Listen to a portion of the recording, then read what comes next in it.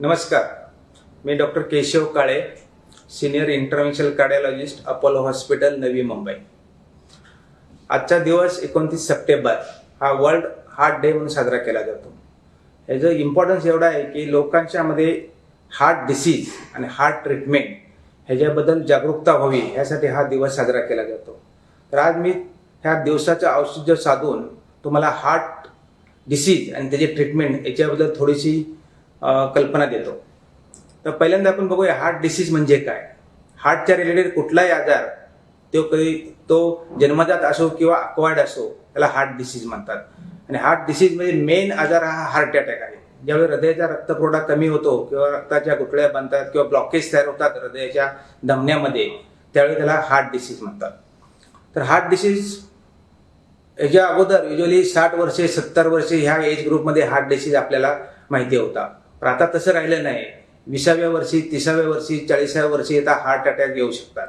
आणि याचं कारण काय आहे? आपल्या चेंज झालेली लाईफस्टाईल. त्यामुळं सध्या इंडिया आणि साऊथ एशियन कंट्रीज हार्ट डिसीजचं प्रमाण हे यंग ग्रुपमध्ये वर्किंग ग्रुप 30 वर्षे 40 वर्षे 50 वर्षे फार वाढलेलं आहे. त्यासाठी आपण जबाबदारीनं भरपूर काळजी घेणं गरजेचं आहे. तर हार्ट डिसीज आहे हे कसं समजणार? हे सामान्य माणसाला हार्टचा प्रॉब्लेम आहे समजण्यासाठी काही सिम्पटम्स आणि सायन्स असतात. म्हणजे काहीतरी त्रास होत असणार. तर मेन सिम्पटम म्हणजे चेस्ट पेन.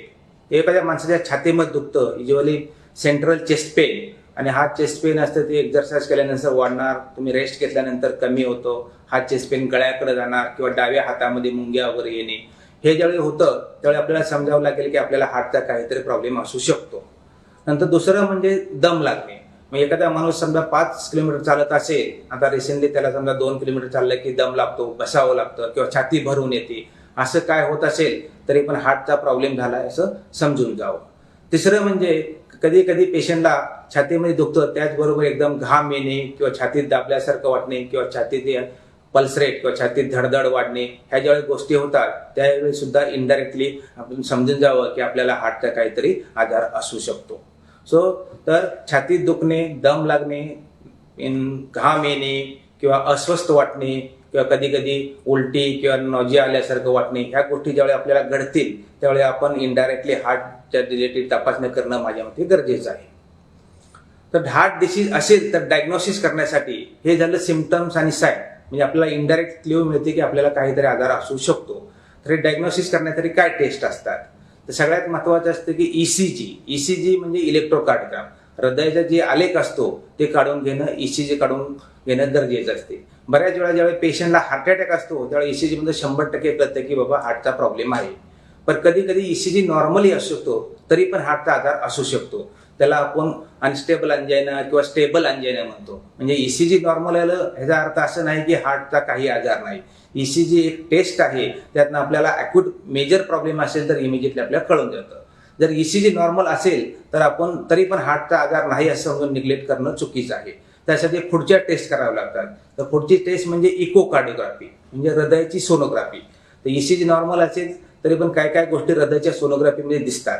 त्यामुळे हृदयाची सोनोग्राफी किंवा 2D इको हे करून घेणं गरजेचं आहे.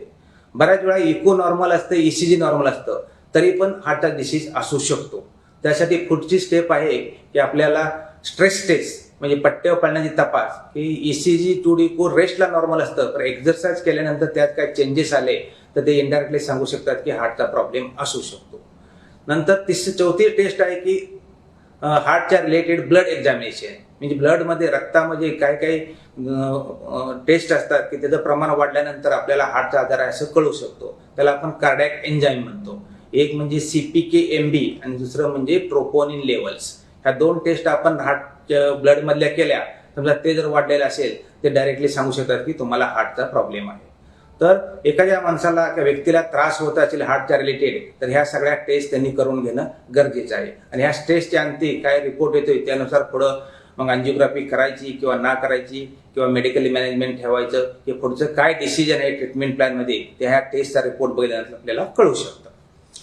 नंतर आता हार्टचं एवढं प्रमाण वाढलंय इंडियामध्ये आणि साऊथ एशियन कंट्रीमध्ये, तर ह्याची कारणं काय? म्हणजे कशामुळे हा हार्टचा आजार होऊ शकतो?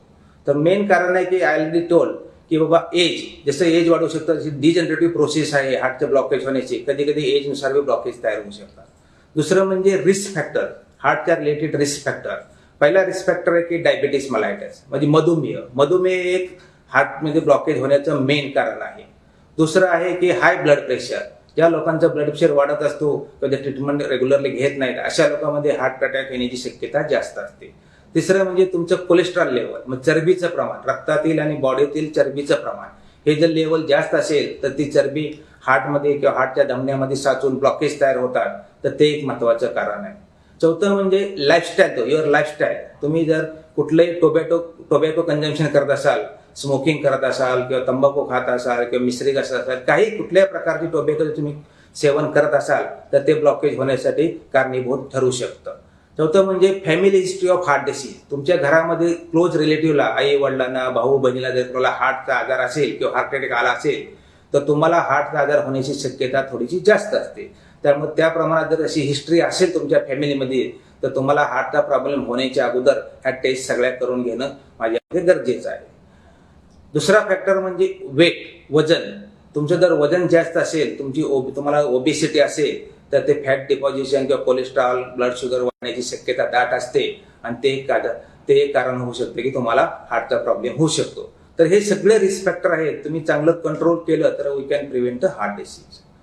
तर तुम्हाला हे हार्ट डिसीज होऊ नये यासाठी आपण काय करावं हे सगळ्यात महत्वाचं आहे. म्हणजे what are the preventive measures, म्हणजे हार्ट डिसीज होण्याच्या अगोदर काय आपण काळजी घ्यावी हे आपण जाणून घेऊया. त्यात मी तुम्हाला एक पंचसूत्री सांगेल, हार्ट डिसीज होऊ नये म्हणून काय करावं. तर सगळ्यात महत्वाचं म्हणजे डाएट. तुम्ही डाएटमध्ये काय चेंज करावा. सगळ्यात महत्वाचं डाएट म्हणजे तुमचं जे सॉल्ट इंटेक असते, सोडियम इंटेक असते, सगळ्यात कमी करावं, जेणेकरून तुमचं ब्लड प्रेशर स्टेबल राहील आणि हार्ट डिसीज होण्याचे चान्सेस कमी होतील. देन तुमची जी शुगर लेवल आहे, म्हणजे शुगर इंटेक आहे, ते घेण्याचं प्रमाण तुम्ही सगळ्यात कमी करावं. नंतर ऑइल, फ्राईड ॲटम्स, ऑइल, ह्या सगळ्या गोष्टी तुम्ही सेवन करणं माझ्यावरती कमी करावं. हे जर डाएटमध्ये तुम्ही चेंज केलं तर तुम्ही थोडेफार प्रमाणात हार्ट डिसीज प्रिव्हेंट करू शकता. दुसरं महत्वाचं फॅक्टर आहे की एक्झरसाइज. प्रत्येक माणसानं कमीत कमी minimum 30 minutes per day aerobic exercise करणं गरजेचं आहे. एरोबिक एक्झरसाइज म्हणजे काय की fast walking, jogging, cycling, swimming या सगळ्या गोष्टी मिनिमम 30 मिनिट्स पर डे केल्या तर हार्ट डिसीज होण्याचे प्रमाण बऱ्यापैकी कमी होऊ शकतो. तिसरं फॅक्टर म्हणजे एनी कंझम्पशन ऑफ टोबॅको. तंबाखूचं सेवन पूर्णपणे बंद केलं पाहिजे. तुम्ही स्मोकिंग करत असेल तर स्मोकिंग बंद केलं पाहिजे, तंबाखू खात असेल तंबाखू बंद केलं पाहिजे. कारण हे जे निकोटीन आणि अदर फॅक्टर्स असतात तंबाखूमध्ये ते directly related to the blockages, म्हणजे डायरेक्टली ब्लॉक तयार करतात. तर कुठल्याही प्रमाणात कुठल्याही प्रकारचं टोबॅको कंझम्पशन 100% बंद करणं गरजेचं आहे. चौथा फॅक्टर म्हणजे स्ट्रेस. आज तुम्ही बघितलं असेल तर 30व्या वर्षी अटॅक येतो, 20व्या वर्षी अटॅक येतो, 40व्या वर्षी अटॅक येतो. हे मोस्टली रिलेटेड टू स्ट्रेस आणि इमोशन्स. प्रत्येकाला लाईफमध्ये एवढं फास्ट लाईफ झालंय की सगळ्यांना स्ट्रेस असतो, इमोशन्स असतात, फॅमिली प्रॉब्लेम असतात, फायनान्शियल इश्यू असतात. या सगळ्या गोष्टीमुळे स्ट्रेस आणि इमोशनचे लेवल एवढे वाढले असतात त्यामध्ये ॲड्रेनालिनची क्रायसिस होऊन कधी कधी हार्ट अटॅक येण्याची शक्यता असते.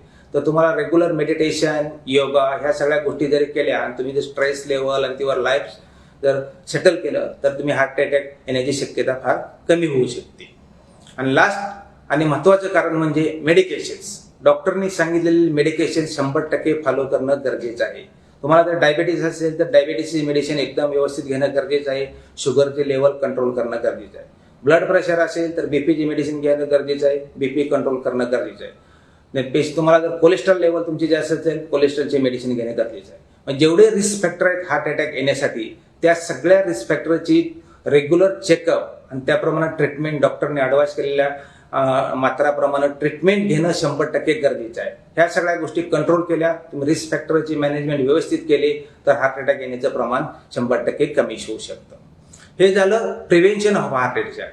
पण कधी कधी काय पेशंटला फर्स्ट टाइम हार्ट अटॅक येतो. मेनी टाइम्स पेशंटला काहीच नसते, डायबिटीज नसते, ब्लड प्रेशर नसते, तरी पण हार्ट अटॅक येतो. किंवा कुठल्याही पेशंटला कन्व्हेन्शनल रिस्क फॅक्टर असताना अटॅक येतो. तर अटॅक आल्यानंतर करायचं काय हा सगळ्यात महत्त्वाचा. स्टेबल हार्ट डिसीज असेल तर तुम्ही हॉस्पिटलला जाऊन रुटीनली सगळ्या चेकअप करू शकता. पण इमर्जन्सी पेशंटला जर हार्ट अटॅक आला तर करायचं काय. तर एखाद्या व्यक्तीला हार्ट अटॅक आला तर तुम्ही घरी ट्रीटमेंट घेणं योग्य नाही. जसे तुम्हाला त्रास होईल तर तुम्ही मेन हॉस्पिटलला पोहोचणं 100% गरजेचं आहे. तर त्यामध्ये एकदा पेशंटला हार्ट अटॅक आल्यानंतर 3 ट्रीटमेंट शिल्लक राहतील. एक तर इंजेक्शन देणे म्हणजे रक्त पातळ व्हायचे किंवा रक्ताच्या जे गुठळ्या तयार होतात ते विरघळण्याचं इंजेक्शन देणे हा एक प्रकार झाला. दुसरा प्रकार म्हणजे इमर्जन्सी अँजिओप्लास्टी करणे आणि तिसरी ट्रीटमेंट म्हणजे इमर्जन्सी बायपास करणे. जर पेशंटला हार्ट अटॅक आला आणि तुम्ही जर मेन हॉस्पिटलमध्ये लवकरात लवकर पोहोचू शकत असाल जिथं अँजिओग्राफी अँजिओप्लास्टीची सुविधा उपलब्ध आहे तर सगळ्यात बेस्ट ट्रीटमेंट फॉर हार्ट अटॅकसाठी की प्रायमरी अँजिओप्लास्टी म्हणजे इमर्जन्सी पेशंटला कॅथलॅबमध्ये घेणे आणि जी नस बंद असेल ती ओपन करणे किंवा त्या रक्तपुरवठा चालू करणे ह्याला प्रायमरी अँजिओप्लास्टी बोलतात. तर best treatment for heart attack is primary angioplasty. पण कधी कधी काय होतं पेशंटला जेव्हा अटॅक येतो तो मेन हॉस्पिटल बराच लांब असतो किंवा रुरल भागामध्ये असतो जिथं हॉस्पिटलची सुविधा नसती किंवा अँजिओप्लास्टी अँजिओग्राफी करण्याची सुविधा नसती. त्यावेळी जवळच्या हॉस्पिटलमध्ये जाणे आणि रक्त पातळ होण्याचे एक इंजेक्शन असतं त्याला आम्ही थ्रोम्बोलायसिस म्हणतो की जेणेकरून जे रक्ताच्या गुठळ्या बनलेल्या असतात ते विरघळतात आणि रक्तपुरवठा चालू होतो. तो इमर्जन्सी बेसिस जवळच्या हॉस्पिटलला जाणे आणि ते फायब्रिनोलायसिस किंवा थ्रोम्बोलायसिस म्हणून ट्रीटमेंट इंजेक्शन घेणे आणि एकदाच का पेशंट स्टेबल झाला थोडाफार रक्तपुरवठा चालू झाला की जिथं अँजिओग्राफी आणि अँजिओप्लास्टीची सुविधा उपलब्ध आहे अशा हॉस्पिटलमध्ये पेशंटला इमिजिएट शिफ्ट करणे आणि स्टेबल झाल्यानंतर अँजिओग्राफी आणि अँजिओप्लास्टी करून घेणे हा एक दुसरा प्रकार आहे. आणि तिसरा प्रकार म्हणजे इमर्जन्सी बायपास. हा फार रेअरलीच उपयोगी पडतो. पण कधी कधी होतं की ज्यावेळी अँजिओग्राफी आपण करतो त्यावेळी नसांची कंडिशन एवढी खराब असतात आणि मल्टिपल ठिकाणी ब्लॉकेज असतात किंवा मेन ठिकाणी ब्लॉकेज असतात. अँजिओप्लास्टी करणं फार रिस्की असतं किंवा फिजिबल नसतं. त्यावेळी फार रेअरली लेस दॅन 1% पेशंटमध्ये इमर्जन्सी बायपास सर्जरी लागू शकते. तर बायपास सर्जरी म्हणजे ओपन सर्जरी आहे. त्यामध्ये आपण बायपास करून नवीन नसा जोडून आपण हार्टच्या हृदयाची किंवा हार्ट अटॅकची ट्रीटमेंट करू शकतो. तर 3 ट्रीटमेंट महत्वाचे आहेत. थ्रोम्बोलायसिस इमर्जन्सी इंजेक्शन देणे, सेकंड इज इमर्जन्सी अँजिओप्लास्टी करणे आणि तिसरं इमर्जन्सी बायपास करणे. तर ह्याच ट्रीटमेंट जिथं अवेलेबल असेल त्या हॉस्पिटलला इमिजिएटली शिफ्ट करणं हा एक शेवटचा पर्याय असू शकतो. तर ओव्हरऑल बघितलं तर जर तुम्ही रेग्युलर काळजी घेतली किंवा हार्ट अटॅक येण्याची जी कारणं असतात डायबेटीस ब्लड प्रेशर हायपरटेन्शन हे सगळं जर तुम्ही व्यवस्थित मॅनेज केलं जर तुम्ही जे हार्ट अटॅक येण्याची जी कारणं असतात like risk factor like diabetes blood pressure hypertension cholesterol ह्या लेवल जर तुम्ही व्यवस्थित मॅनेज केल्या आणि डॉक्टरच्या सल्ल्याबरोबर ट्रीटमेंट घेतली तर तुम्हाला हार्ट अटॅकच्या येण्याचे चान्सेस तुम्ही करू शकता. आणि जर हार्ट अटॅक आलाच तर घरी न बसता इमिजिएटली निग्लेक्ट न करता बरेच लोक काय करतात चेस्ट पेन व्हायला लागले की ऍसिडिटी झाले हे झालं ते झाले म्हणून टाइम घालवून टाकतो. पण महत्वाचं असते की हार्ट अटॅकमध्ये we have to treat immediately. Time is important. Time is muscle. तुम्ही जर ट्रीटमेंट विदिन 4 आवर किंवा विदिन 6 आवर घेतली तर chances of recovery is good. म्हणजे हार्टचं पंपिंग आणि रिकव्हर होण्याचे चान्सेस चांगले असतात. त्यामुळे निग्लेक्ट न करता इमिजिएट हार्ट आल्यानंतर हॉस्पिटलला पोहोचणे आणि ट्रीटमेंट करून घेणे सगळ्यात महत्वाचं असतं. तर एवढाच मेसेज मी आज वर्ल्ड हार्ट डेच्या निमित्ताने देऊ शकतो की तुम्हाला हार्ट अटॅक टाळण्यासाठी बरेच काही आपण करू शकतो. ते सगळ्या गोष्टी करणं गरजेचं आहे. आणि इन केस तुम्हाला हार्ट अटॅक आलाच तर तिथे निग्लेक्ट न करता इमिजिएटला हॉस्पिटलला जाऊन ट्रीटमेंट घेणं हे 100% गरजेचं आहे. थँक्यू.